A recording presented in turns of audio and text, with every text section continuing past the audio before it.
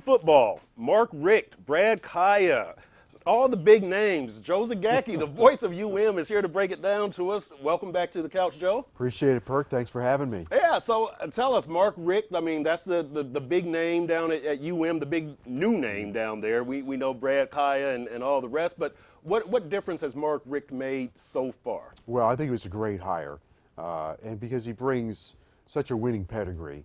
You play in the Southeastern Conference for 15 years and average nearly 10 wins a year. Right.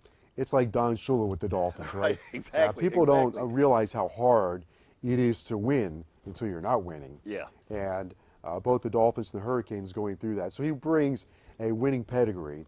What he brings is credibility to everybody, to the administration, to the players, to the recruits. Because when he says, well, this is what we need, this is the price of doing business. Right. You know he's done it. He's done it. Yep. Okay, you've done it. We're going to get in line.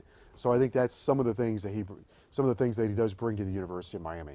What are UM fans? What should they be looking for out of this team in spring football? I mean, so many names of Corn Elder and Joe Yerby and Brad Kaya and all of these guys. Coley. What are you looking for? What should the fans be looking for in the spring?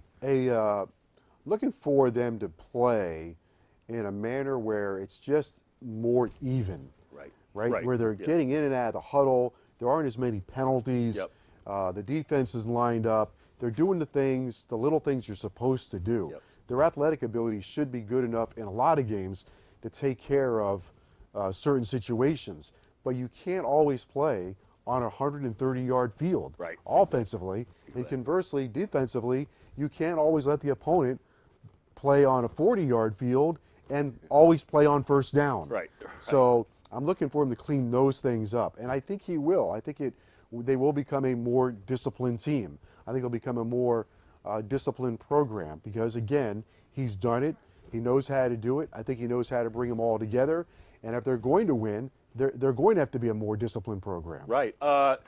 Defensively, Joe, Manny Diaz comes in. What do you? A lot of fans have problems with D'Onofrio. We know that. I think Manny's playing the 4-3, right? He's a 4-3. What are you expecting from Manny Diaz? Again, this spring, what do you want to see from that defense? Well, there are a couple of things I love about what they've said so far. Their honesty. Yeah.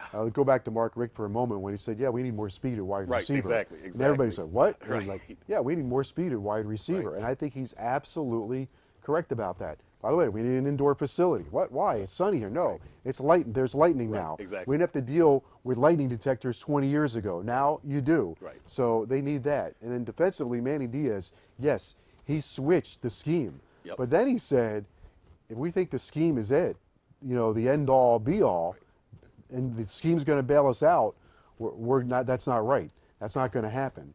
So I do think in college football today, you have to be more multiple, but what I do want to see on defense is them tackle better. Yes. I would like to see less penalties on defense.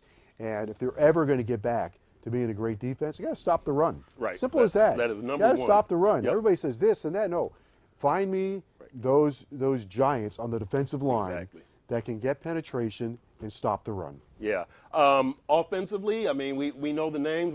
Again, this spring, what are you looking for from that offense? Well, you look at the quarterback position. I think for Brad Kaya, it's going to be great, and I hope. And I don't know if he will stay for 4 years, but Brad Kaya is going to get a real education at quarterback with Mark Richt. I think what you will see offensively is him under center, Brad Kaya under center more often, more running, more play action. Trying to be more of a run play action down the field team. Probably a little bit less spread, but there will be spread concepts. Their offensive line is not fully intact, so that's during the spring is a work in progress. I would like to see players emerge. Stacey Coley, David Njoku, who's a hybrid tight end wide receiver. I'd like to see Gus Edwards emerge at running back. I'd like to see him run over people rather than always trying to run around people. Yeah, because he's got the size. He has the size, but sometimes I think he believes he's Duke Johnson or Joe Yerby. Right. And again, I'd like to see them be in better down and distance situations so they can convert these third downs, and they've got to be a lot better in the red zone. Yeah. Last thing I'll ask you about here, Joe, and this has nothing to do with spring football. You always hear the talk about an on-campus facility. Yeah.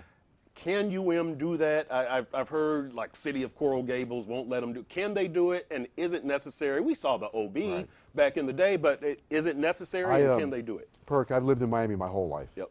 And the University of Miami's never had an on-campus football stadium, Right. and I don't think they ever will. I don't And either. you know, you hate to say, don't ever say ever. Right. But I just don't ever see it happening. Yeah. It's a very small campus Yep. and a very small part of Coral Gables. It's tough enough to park people for 6,000 for basketball Right. alongside football. And do they need it? They're playing in a stadium that has renovations of $400 million. Joe, that's the best secret in South Florida. Right. You can treat somebody like at that plush stadium, all the And renovations. don't forget this. Who's playing there?